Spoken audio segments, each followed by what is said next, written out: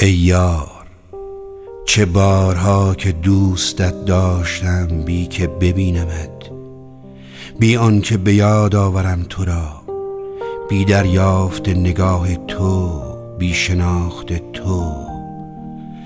اسب بانویی به دیاری وارون، سوزان در تف داغ ظهر، و من عاشق بودم تنها عطر گندم ها را.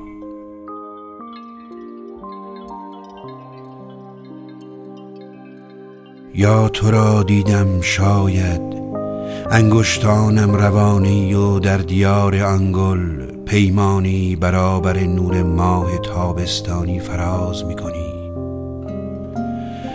یا شایدک کمرگاه گیتاری بودی میان تاریکی که منش ناساز می‌زدم و تو به سان دریای بیقرار ترانه می‌خواندی.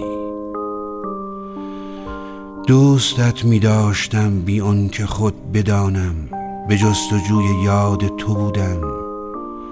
فانوس به کف راه می زدم به خانه های تهی تا به یغما برم انگاره تو را. لیک هم در آن هنگام دانستم چه سانی تو.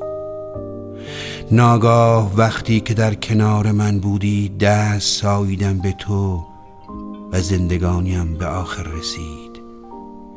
برابر چشمان من استادی ملکه وار، چیره بر دریا، به سان جشن آتش میان جنگل ها، کاتش قلمرو توست.